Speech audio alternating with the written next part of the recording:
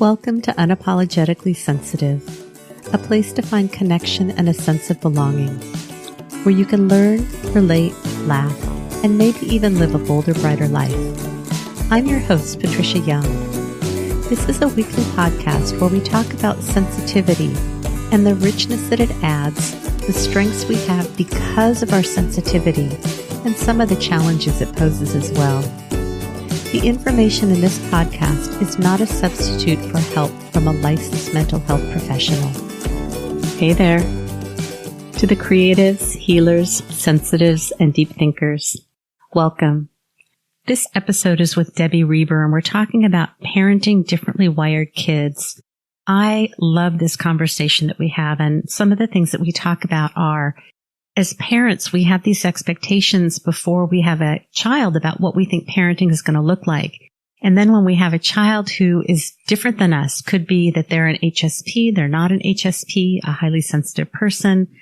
They could have a temperament that's very different than ours. They could have challenges with executive functioning. There are all different kinds of ways that this can show up.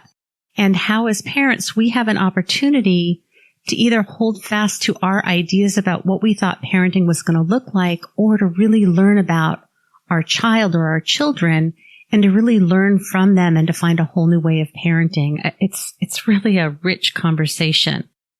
Debbie talks about her 11-year-old son, Asher, and she has a podcast. Everything will be in the show notes and you'll hear it in the episode, but she's done episodes with her son, Asher, where she talks with him about what things are like from his experience.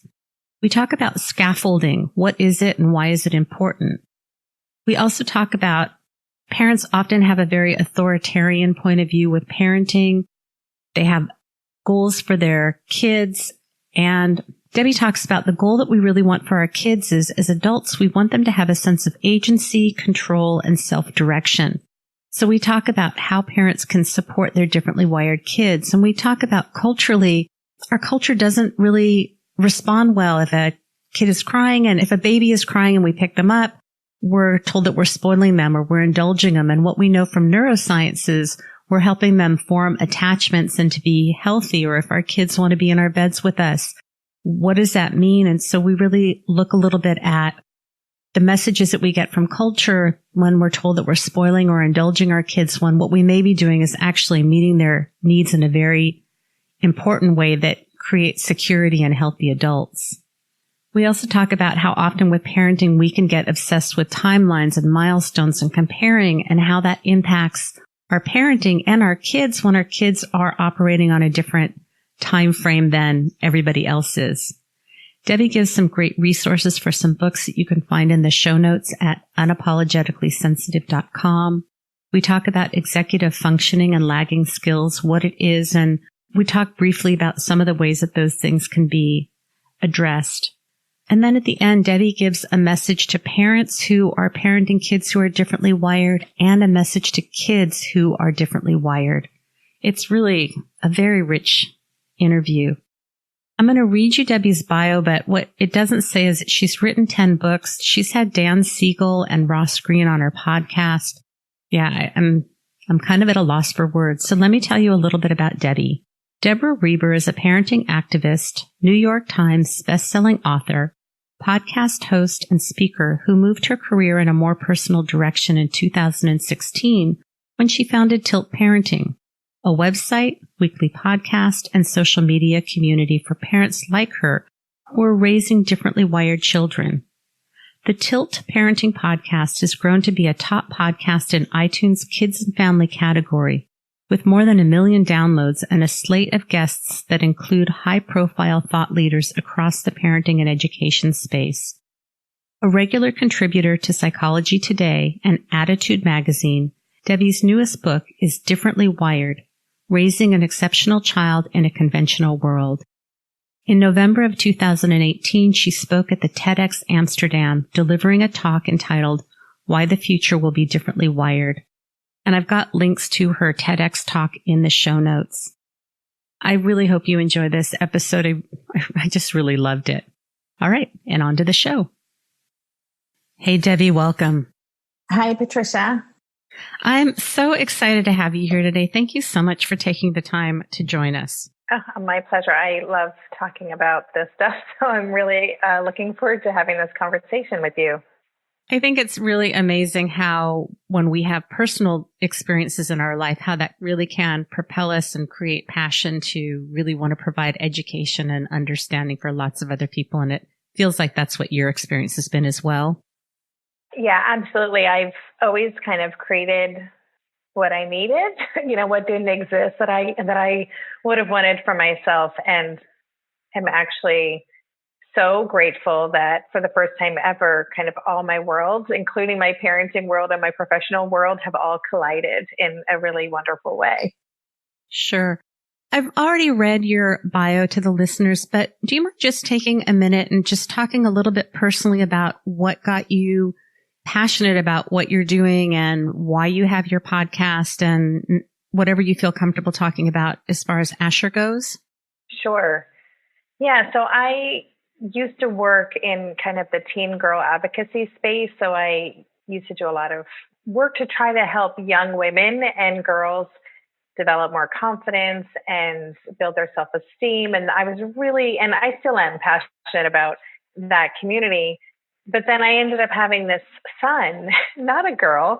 And I was like, okay, this is going to be a different experience than I was expecting. And then as it turned out, I had a neurodivergent son who is twice exceptional and gifted in ADHD and executive functioning issues and sensory issues and all kinds of issues. I kind of quickly realized that it was time for me to kind of just even put my work on hold to focus on figuring out what this human needed.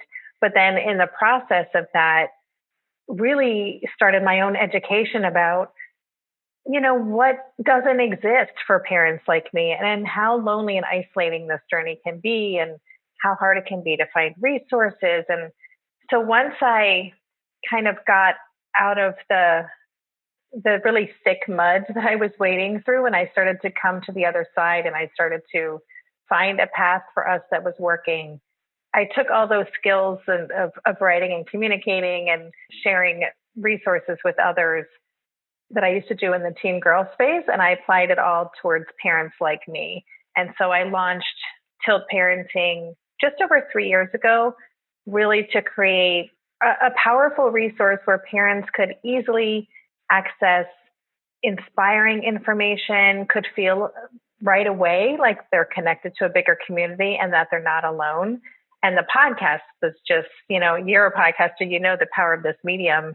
It was just such a natural way to provide access to a whole host of experts and parent coaches and just information so people could kind of have one-stop shopping and tap into information that would be instantly useful in their lives. Sure. And on your podcast, at least in the earlier episodes, you've had your son Asher on and you have these amazing conversations with him. Yes. So Asher, he's now 14. When I launched Tilt, he was 11. He was really involved in the creation of it. And that was always the plan, that we would periodically have conversations. He's really articulate and great at kind of explaining what it feels like to get distracted. What does it feel like to be really frustrated? What does it feel like to have such a deep area of interest that's kind of obscure? And so we recorded these, they're my favorite episodes, these really lovely conversations. And I thought, the benefit was going to be that it was going to give other parents a window into what might be happening inside their child's mind. And what I started learning through feedback from listeners is that a lot of parents were co-listening with their kids, and the kids were finally like hearing someone who sounded like them or who was like, in fact, I got an email from one parent who was like, my son listened and turned to me and said, I don't remember recording that episode, so he really identified and related so deeply to what Asher was saying. So that has been such a cool bonus of those Asher episodes. And yeah, we've done 20 of them. Now that he's a teenager, he's becoming more private. So I'm kind of picking and choosing when I approach him to do another episode. Sure. There is so much power, though, in just having those conversations and the willingness to share with other people and to allow them into your process. I've had a parallel process in that I've got twins that are 18 and they both were diagnosed with ADHD. They had lots of sensory issues. We had occupational therapy, physical therapy. Parenting was really hard for me. And I didn't know I was a highly sensitive person as I was raising my kids. And all the parenting books that I read told me to be more consistent, and everything that I tried really ended up backfiring on me. I'm kind of going in a couple directions, which is what my pause is about. So going back to what you're saying is I've had both of my boys on the podcast also, and there's so much power in talking about it and people hearing their own stories through other people. So there's just incredible power in the podcasting process. And then kind of taking a new little path that I think the work that you're doing is so important, because I found parenting so challenging. And when I would be with other moms of twins, everybody seemed to be having it easy and I couldn't understand what was wrong with me. Now I know I'm a highly sensitive person. I'm neurodivergent. My kids are neurodivergent. We ended up finding a way of parenting that really worked for us, but it was not an easy path. And I think when you're just a parent of neurotypical kids, it's challenging. And we have mommy guilt and all that stuff. And then you add neurodivergence into the mix, and it really just, it's a whole new ball of wax. Yeah, I could not agree more. I mean, it's complicated. I always say that our parents who are raising neurodivergent kids are kind of like the wingsuit flyers of parenting. It's a little more of an extreme sport than our friends who are raising neurotypical kids are experiencing, because everything requires a little more time or attention, or experiences are just bigger or, again, more intense. Our choices might be more limited. The path obviously isn't that clear. And then, you raise such an interesting point. I hear from so many parents. In fact, I'm doing a double episode on the topic of parents who have discovered their own neurodivergence through the process of uncovering and discovering who their child is. And that is complicated on so many levels, because first there is just the personal, perhaps grieving process, or just kind of reconciling, wow, suddenly all these pieces make sense from when I was a kid, and how do I process that as an adult? And then there is the fact that raising a child who may have a similar profile while you're struggling with similar issues, it's complicated. It brings up a lot of stuff. So it is definitely not a walk through the park as we kind of go down this path. Right. And what my hope is by the end of our episode is, my hope is that parents that are listening will have some normalization, some validation, some sense of like, yes, it is hard. And these are some things that are really helpful to make it more manageable. I'd love to have messages that kids that are neurodivergent, that whether they listen to the episode or their parents talk to them, really have a sense of, yes, we have challenges and you have so many amazing gifts to offer the world.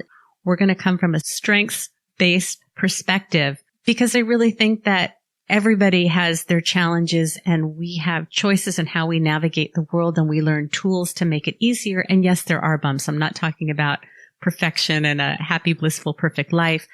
But I think that the magic is in talking about the challenges and having those real conversations. And that's what I observed listening to your podcast and your conversations with Asher. Yeah, thank you. I really do believe that these kids demand a lot from us as their parents. And in the fact that they demand we show up more and we have to be more resourceful and really, I think, do a lot of work on ourselves, that's where all the good stuff is. That's where the gifts are. So as challenging as it can be, I think that if we're willing to go there and to do that work, that the experience can be even greater and more wonderful than we ever could have imagined. Absolutely. And my lens is looking through the lens of a highly sensitive person. And I know for me, raising my kids, so much more of my energy was focused on where I felt like I had perceived shortcomings and where I would, lose it with my kids. And then I'd feel terrible, like my kid was having a tantrum, but I felt entitled to have a tantrum. I didn't feel so great afterwards. And so repair work is, I think, sometimes even more powerful than doing parenting in the optimal way the first time. I'm not saying I would intentionally mess up parenting in order to do repair work, but repair work is so powerful. Yeah, I'll just say that I'm a big fan of apologizing. And Yeah. I think having, I know that for me personally, having Asher, I absolutely have sensitivities that I allow to exist now, where I didn't even really acknowledge them, or, I just felt like I had to just deal with them. And now I think for my whole family, my husband, Asher, and myself, we're all very open about the things that, this is really hard for me, or I actually can't handle being in this space right now and I'm going to leave. I think we all feel freer to kind of own up to what we need and to own up when we have a bad moment. And the gift of that is that we're modeling to our children. It's okay to have limitations. It's okay to step back. It's okay to choose me before I choose you. Those are really powerful. And I think often as moms, we feel like we should be available to everybody all the time. And then what the family gets is a really rundown mom. And one is, I'm speaking from the lens of a mother because I am one, but when I'm able to say, this is what I'm able to do and this is what I'm not able to do, I'm not only taking care of myself, but I'm modeling to my kids and to my family how they can also take care of themselves. That's a huge gift. Oh, I could not agree more. I mean, and I hear from a lot of parents, a lot of moms in particular, who feel so much guilt because, well, first of all, anytime I talk about self-care, which I'm a huge proponent of, but, if I'm talking to a group of parents, I invariably have some parents who come up to me afterwards in tears and kind of acknowledging that they do absolutely nothing for themselves. So, I mean, that's a whole other conversation, but, this modeling of that we're worth taking care of, that we're worth, advocating for what we need and honoring who we are in our human experience. I don't think the importance of that can be understated. It is a huge gift to our children to get to see that, to get to see our vulnerabilities, our advocacy, and just our kind of processing things that are more difficult. Yep. And if the place where you're at as a parent is the only way that you can justify self-care is because you're going to have more to give to your family, if that's what I call the back door in, then take it. That it doesn't matter what your intention is in providing self-care. And if the way that it makes it easier for you is to know that you're going to be able to show up in a more authentic, restored way for your family, if that's what it takes, then take that and run with it. Yeah. I mean, I think a lot of these kids, they require more. As I said, they demand more. And I think a lot of parents like us also place more pressure on ourselves because the responsibility feels greater, right? I'm homeschooling my child right now. I don't know how long we'll continue. We're starting to look at school options, but I've been doing it for 6 years. And I know I feel this tremendous responsibility to do right by him. I'm responsible for his education and for making sure that the goals he has for his future are attainable. And that, so, that's just one little example. But I think when a child is moving through the world differently, we put more pressure on ourselves to make sure all their needs are met. And those expectations can be really paralyzing for us. And so I think that self-care and just giving ourselves a lot of room to screw up and a lot of grace for when we do is really important. Absolutely. And this is purely from my own experience. And so I'm guessing at this. I could be wrong. I know for me as a highly sensitive person, I really want to get things right. I don't want to mess things up. Outcomes are really important. And I really felt so much pressure raising my kids based on my own shortcomings, my limitations, that I think I put a lot more pressure on myself and my kids because I just wanted them to have what I thought they needed to be successful adults. And what I've noticed is they got into high school and now them being in college, my focus has shifted to the relationship. And it's amazing to me to see that when my goal is on the relationship and then all the other stuff is around the periphery, all that other stuff seems to fall into place. And the closeness that we have is just really increased because I'm not riding on the rules. And if you don't do this, then that's going to happen. I grew up with a single parent that was very, very anxious. So I joke that the rules had rules. And so that's kind of how I organized my life. It's not really a great way to have relationships with people around rules. And I didn't know any better. But what I hear you doing in your podcast too is it's about focusing on the relationship, and then the other stuff seems to fall into place. Yeah, I think that what you're describing is something that is not modeled for us as parents very often. So it's not the norm.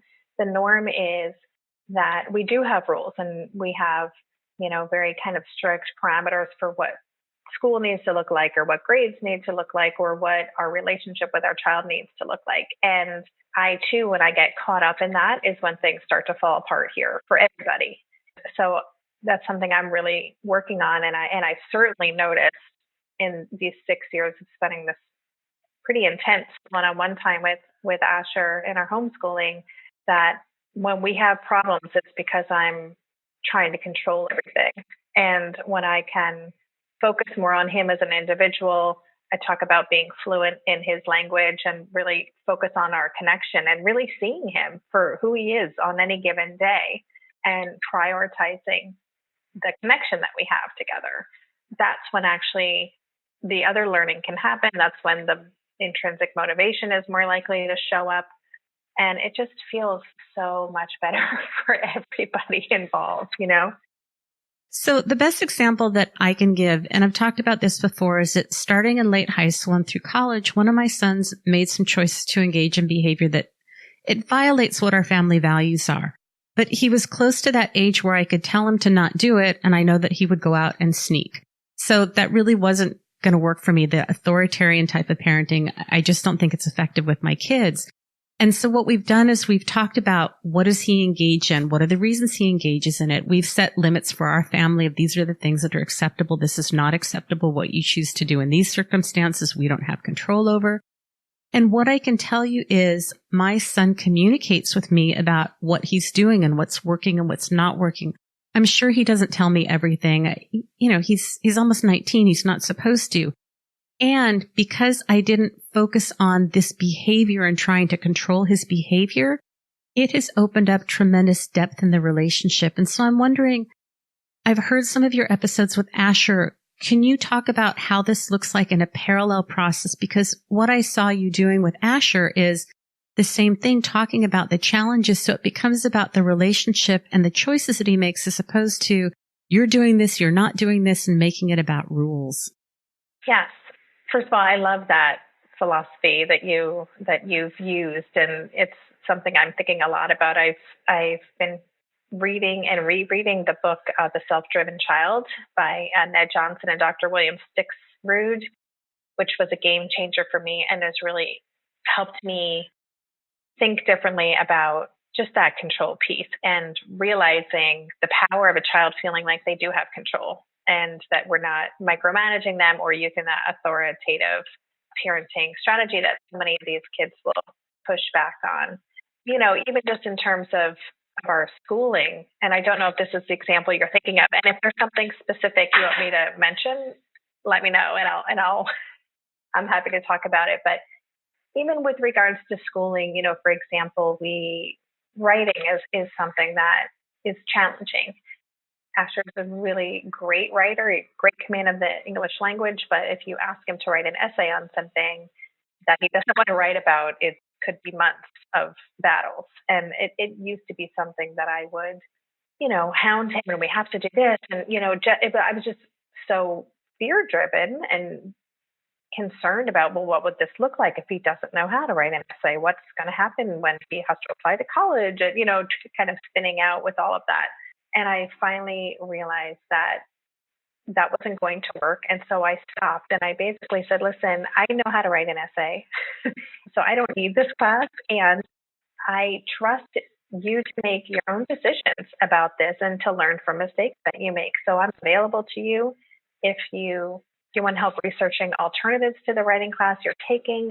I'm your person, whatever you need, but I'm not going to damage our relationship by nagging you. That's not what this is about. And so I just stopped, knowing that he may not learn how to write an essay for years. But my hope is that when he realizes this is a skill I need, he's going to have that intrinsic motivation, and he's going to be resourceful and maybe come to me and ask for help, or maybe not. but he'll be motivated to do the learning and to do the work he needs to do to reach whatever goals he has. That's interesting. I was struggling when I was listening because I feel like I'm in I don't think opposing is the correct word, but I'm not sure what it is. So let's explore this. And if it goes downhill, I'm going to apologize now. I love what you're saying. And it's interesting that I have one of my sons is home from college, and both of my kids were on academic probation for their first 2 semesters because of not having skills for college. One of the shortcomings for me as a parent is the pattern is my husband and I tell my son what the expectations are. He agrees. He doesn't do it. Then we circle back. We lose I don't swear on the podcast. So we lose our shirt. He apologizes, and then we start the cycle all over again. And so now having my son home for the summer from college, we're looking at where we've fallen short of those in-between steps of telling him what is it we expect? How is he going to accomplish it? How is he going to let us know that he's accomplished it? And what are the consequences if he doesn't accomplish it? This is a little bit different from school because we have an adult living in our home again. But for this situation, what I'm seeing is we did not teach him how to do those skills because we kind of let him do his own schoolwork, and it didn't really work. And I guess as I'm talking this through, I always feel so vulnerable when I'm processing in the moment. And this is just what I do really well, I guess. As I'm talking this through, I can see how this fits in with your process, that you're not going to have a power struggle with him. And when it becomes important to him, he will then come to you, or he will figure out how to get the tools. And so instead of, fighting with him about this, you're allowing to have his consequences, the natural, logical consequences, not that you're punishing him, so that when it's important to him, then he may circle back to it. Am I capturing that? Yes. And yes, you are. I mean, that's the idea. And I think especially with differently wired kids, it's allowing that process with a lot of scaffolding in place. So it's not just like, okay, you're totally on your own, but it's finding that balance and building and scaffolding. I talk with parents about this.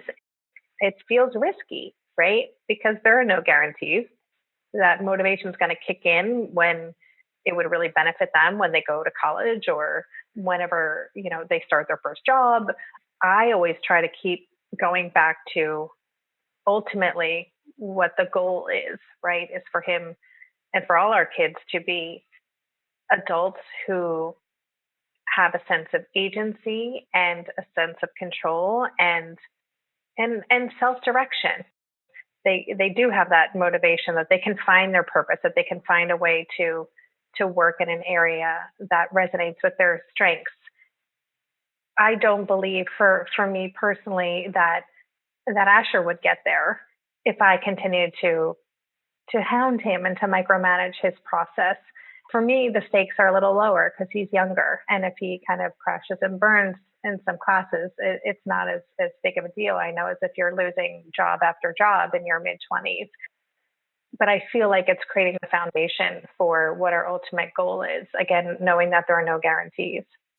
Yeah. And I think it takes a lot of trust as a parent to be able to sit back and allow some of that process to unfold. And I know with one of my sons, he's the kid that bends the rules. Like, as long as you don't break them, you can bend them. And he loves to bend rules. And what I was raised with is kind of this henny penny thing, that if you follow the rules, the world is a safe place. And what I learned from my son is he does not follow the rules. He loses things. He breaks things. He forgets things. And he always seems to come out of it okay. He's got this amazing attitude about it. But I really learned that following rules is not going to keep you safe in life. And so I really learned an amazing lesson from my son. And we would talk about, I would sit back and wait for the world to fall apart, and it didn't. And it really made me mad because I grew up with this belief that, the world will collapse if you don't do A, B, and C. And this kid didn't do A, B, C, D, E, and F and managed just fine. I mean, I think what you're saying is just spot on, that our baggage, for lack of a better word, but what we experienced as children and growing up, that's where all of our current anxieties, fears, concerns, approaches to parenting our kids really stems from. So I was the one who had a super authoritative father. I got in so much trouble when I was a student because I just pushed back against everything. I didn't like the rules. I was the one kid of all my friends who always got caught. I made so many bad decisions, and I didn't trust myself because I didn't know what that felt like because I had no control. So when I finally got free of the confines of my home and went to university, I was 17. I made a lot of really bad decisions because I had never been taught how to make good ones. I'd never been given any responsibility. I think it's just really interesting now parenting a child. I'm trying to do kind of the complete opposite. And I think my dad still kind of watches our relationship with my son and I and is just interested and curious about how this is going to work out. For me, I recognize everything that I've gone through and hardships I went through and how long it took me to really figure out who I was and what I could offer to the world. So part of me is hoping to save Asher from a lot of what I went through, a lot of that pain, and give him the chance to feel good about himself now, to understand who he is now. I want to take a step back and go back to scaffolding. Can you please explain what that is and what that would look like if there are people that are listening that are not familiar with the term? And what I want to say is there are certain areas where my husband and I did not do enough scaffolding for our son. And so I feel blessed that now we have an opportunity to step in and kind of amp up some skills that we didn't know that we didn't have. And now that we have some more clarity, we're able to kind of reparent, our kidult. Your kidult. I love that. Sure. So scaffolding, if you think about a building that's being built, there's all the scaffolding around the outside that helps to create the structure before, while it's being built and it's growing. And then you kind of dismantle it bit by bit as the building becomes more and more complete. And so it's the same idea with kids who have lagging skills, is to create scaffolding so that they have the supports in place that can then be kind of slowly dismantled as they don't need them. So for a kid who has major executive functioning issues, say, or in middle school, that can be such a challenging time because the expectations and demands regarding homework and assignments and organization, they really kind of ramp up. We don't want to take a kid like that and just say, okay, you're on your own, good luck, and wait for them to fail and get really demotivated. We want to build scaffolding, which might be, in 6th grade, really helping them create a structure and checking in with them every night and just putting some systems in place in your home that can support them. And then maybe in 7th grade, you take away one piece of that support, or you ask them, how do you think you can remind yourself every day? What ideas do you have? And then still checking in periodically. I use the example with just walking around the world. Asher's, because of his sensory issues and his ADHD, his inattentiveness, he can kind of be oblivious to what's happening on the street and on the sidewalk. And so, we lived in Amsterdam for many years, and that was kind of an intense place. So he couldn't walk around without me to cross busy streets. Just too dangerous. Bikes, trams, cars. It was a little too much. So we really had a goal of him being able to eventually walk to a friend's house across the park, about a 20-minute walk. So rather than just, telling him how to go, which a lot of kids at 13 would be fine with, we built in scaffolding. So first I did the walk with him a couple times, just so he would, and I would point out, so this is the tree. Remember, when you see this tree that you're almost ready to leave the park, or this is that area where it can be really tricky with bikes. So I walked with them a few times, and then I would also say, this is an area where you have to really be careful of bikes, right? This is a busy intersection. Then the next couple of times he asked me to just follow him, but like 50 feet behind. So he knew I was there. He never turned around, but it made him feel secure to know that I was there. Then the next time I just walked him to the edge of the park, and I had my friend call me when he arrived. So we did this over time. So he felt confident about it. He was secure, which made him feel safe to take those extra risks because he knew that scaffolding was there. And we just took it away bit by bit as he was more and more comfortable with the situation. I love that. There are two things I want to touch on. And so I'm going to say what they are, and then hopefully we'll circle back. So I want to come back to executive functioning and what it is if people have not heard that term and don't know what it is. But I love your example, and I really feel like there's this message in our culture that our culture does not like our kids to have any dependency needs. And that when we do that, the terms that we hear are, you're spoiling your child, you're indulging your child. And it starts even as early as, if you hold your baby when they cry, you're indulging your baby. And what we know is that's how we build secure attachment. Or if you allow your kids to sleep in bed with you, everybody gets to choose what works for their family. But our kids were in and out of our beds through middle school. My belief is you give them what they need. And I can tell you now that my kids are in college, they don't come home and sleep with us, so. But I think that there are fears of our children being dependent.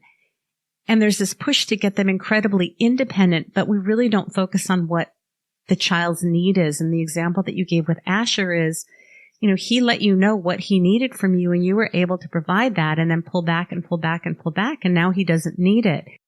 I think that's so powerful. I mean, do you see this fear in our culture about, you're indulging your kids if you're not authoritative with them and you let them do what they need as opposed to helping them figure out their own needs?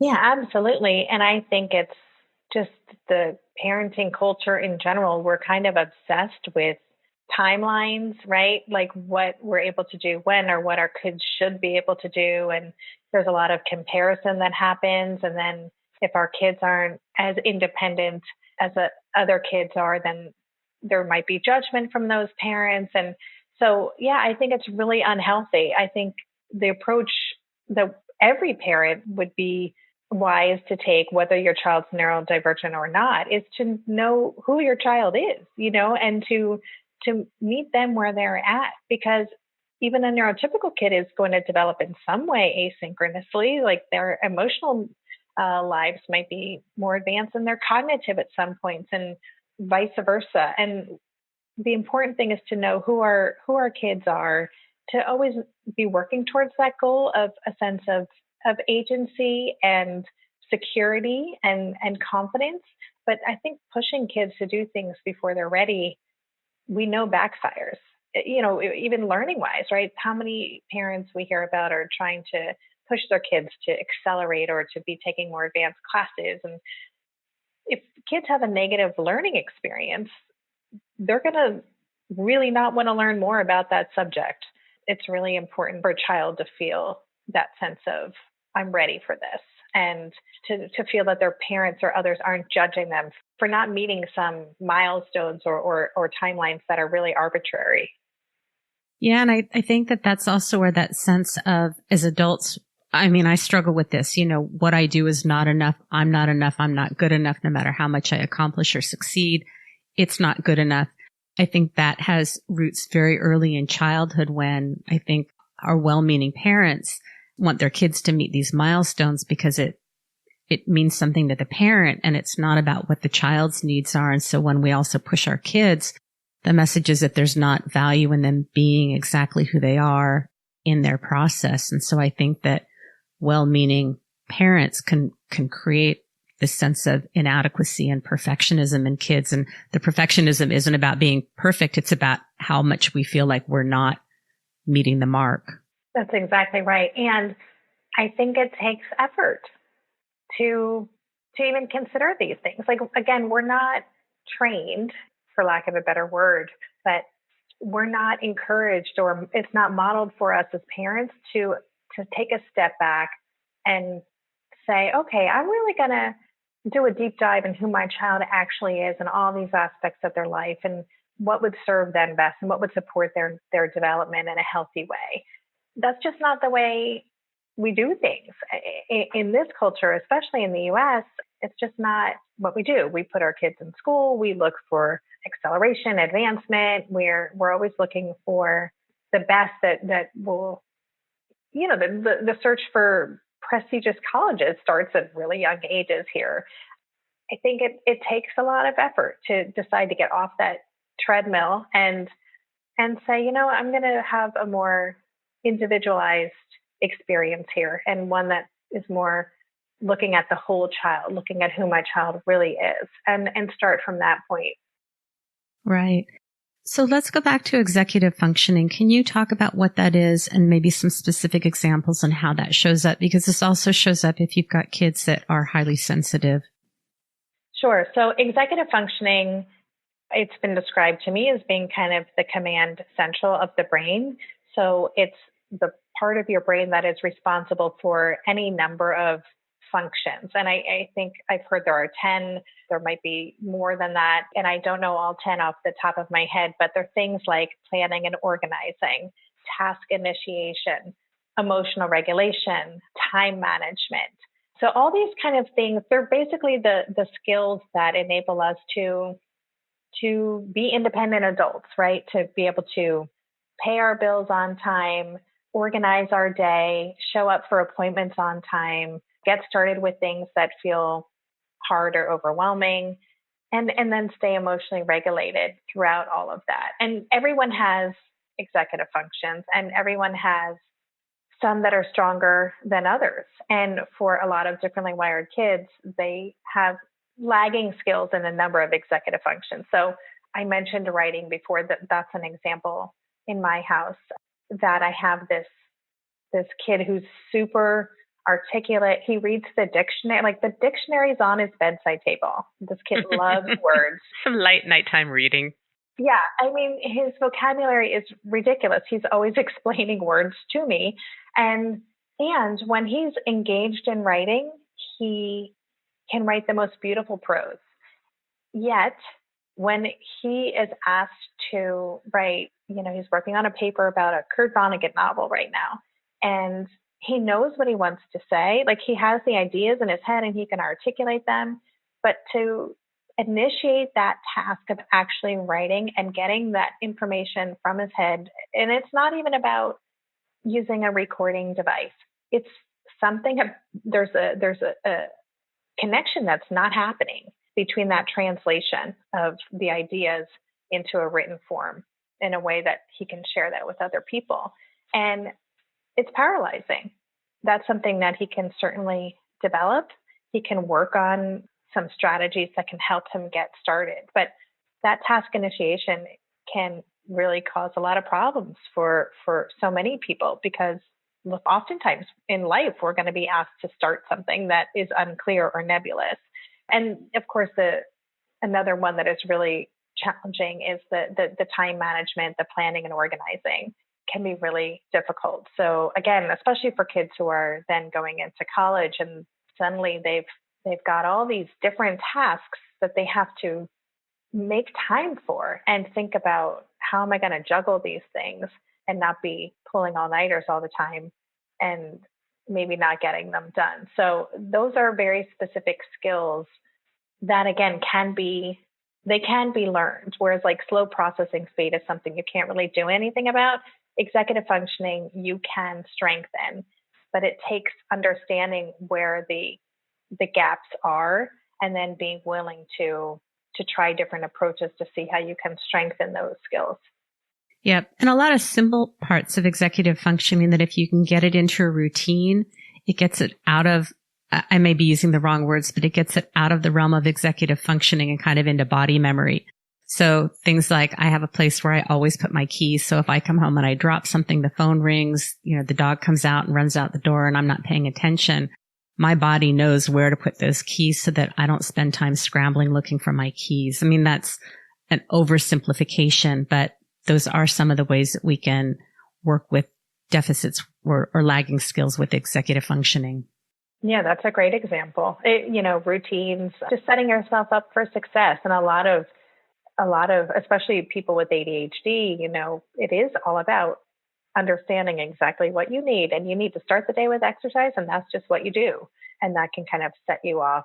So those routines can be really, really helpful. Right. Debbie, as we're kind of wrapping up here, I want to make sure that we deliver on the things that I said that we would. Just talk for days. So let me ask you, are there some things that we haven't touched on that you feel like we really need to talk about before we wrap up? I think one of my biggest messages that I'm always sharing through Tilt and when I talk to groups of parenting is that the work that we as parents do can be just as important, if not more, effective than the things that we're doing specifically to support our children. So I think so much of what exists for us as parents, are the books like the Smart but Scattered book, which is a great book about executive functioning, or, The Explosive Child, which is a well-worn book on my bookshelf, or, there's so many tools that are about helping our child. But when we commit to doing the work ourselves and really kind of getting honest about our role in this and who we are as a parent and where our expectations are butting up against what actually is and the reality of who our child is. If we kind of commit to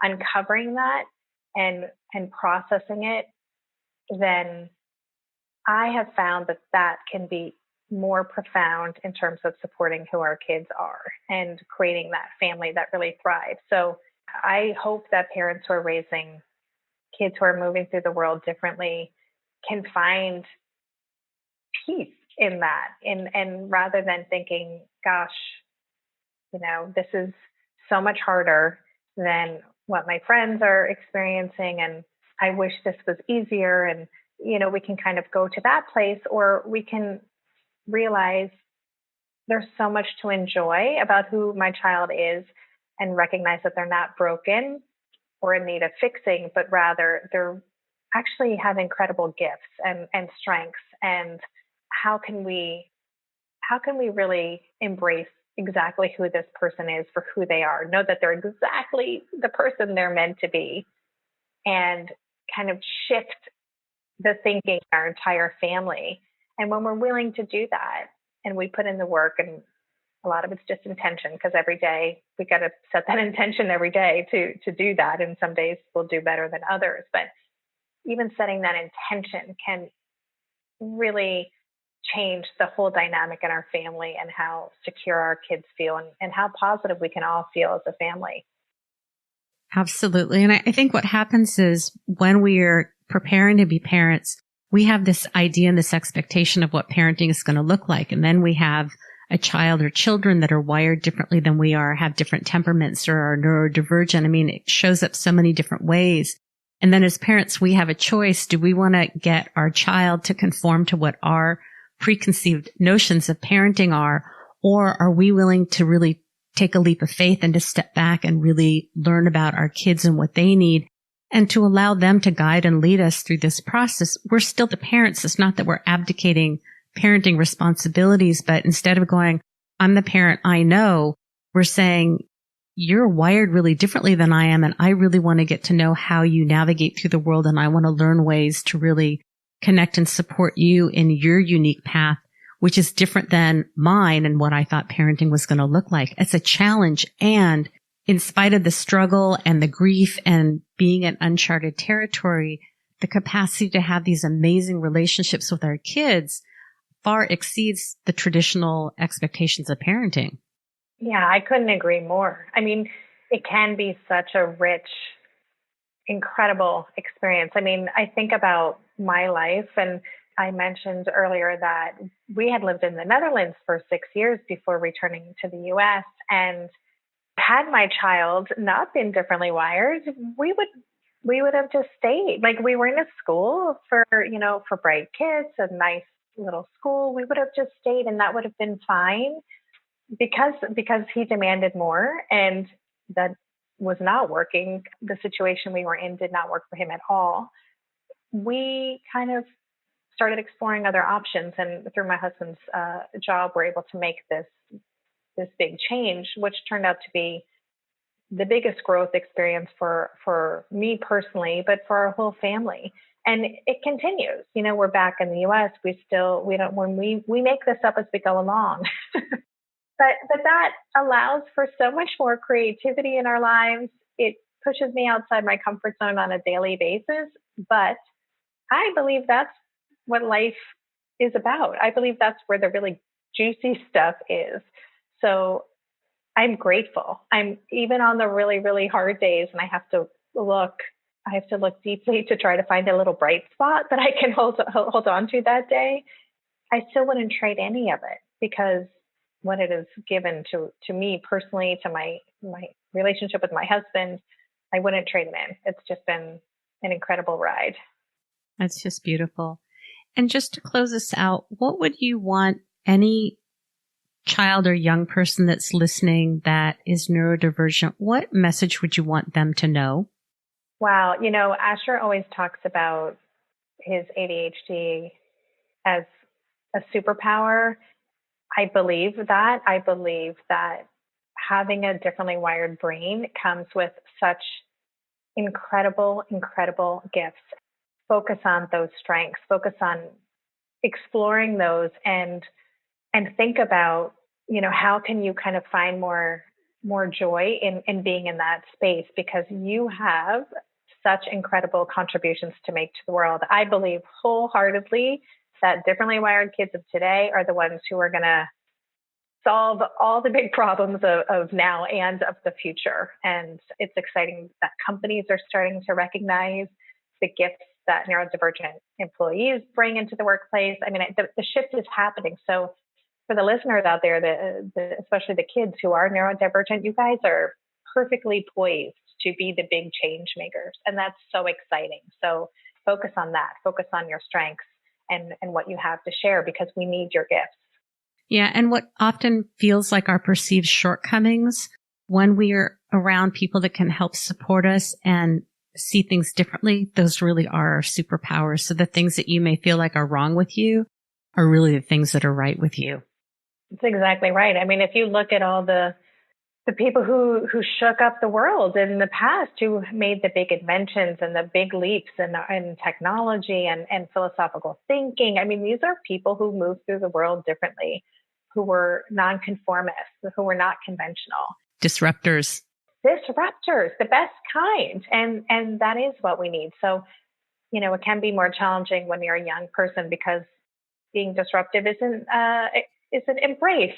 It's not always delightful as a parent either to have a child that thinks independently and really has a mind of their own. And the skills that young person is going to bring as an adult, absolutely amazing. That's exactly what we want for these kids. Yep. So all of you that are listening, go out and be disruptors. Change the world, shake it up, make it a better place. Yes. All right, Debbie, thank you so much for being here today. I really appreciate it. This has been an amazing conversation. All right, I think Debbie's internet cut out, so we're going to end right here. Thanks very much. Bye-bye. Hey there. Thanks so much for listening to this episode. I really hope that you got as much out of it as I enjoyed doing the interview. I just love the things that Debbie had to offer.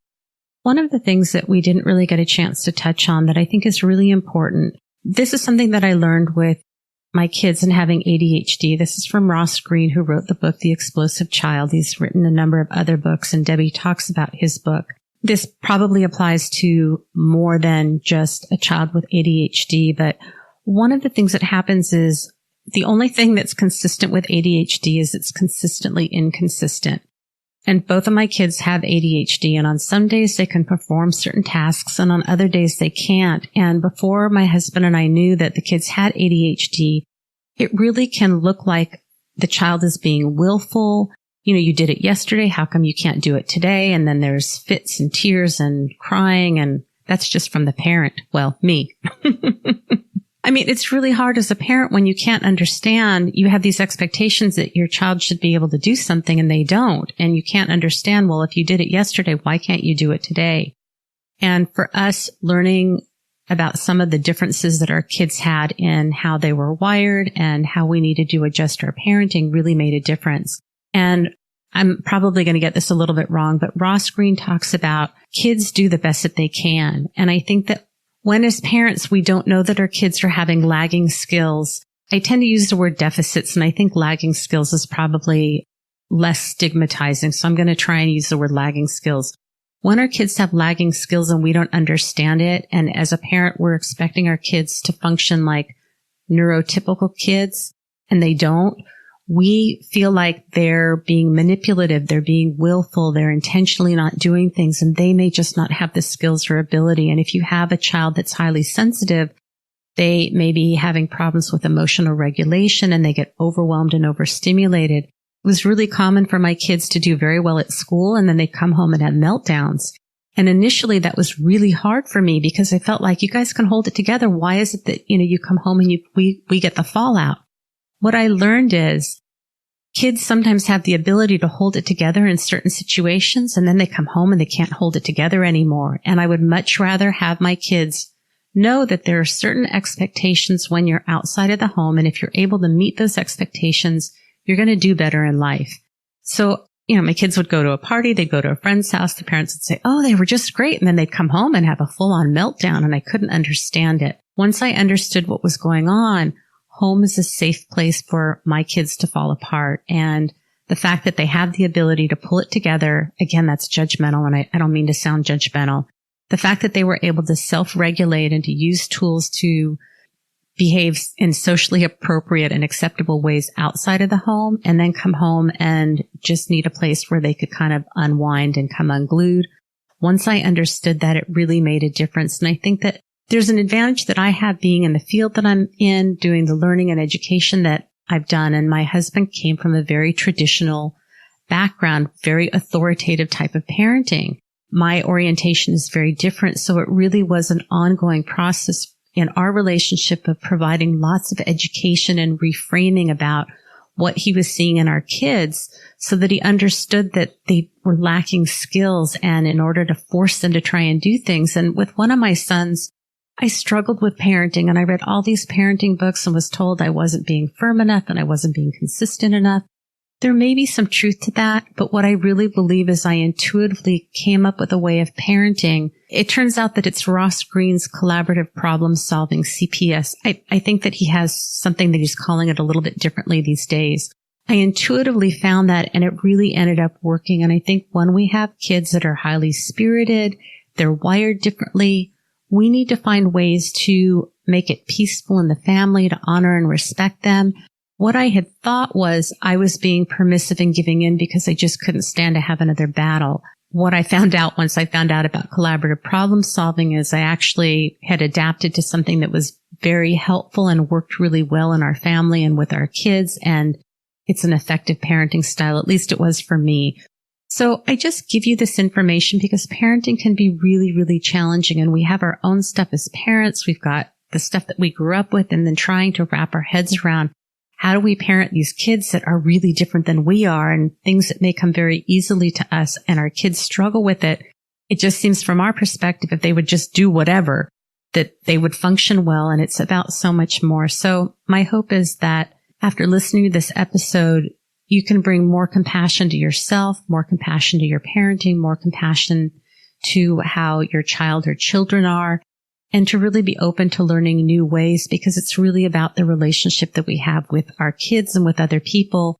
When we do the work and we can focus on the relationship, it's still a struggle, but the rest falls into place, and there's amazing beauty and power.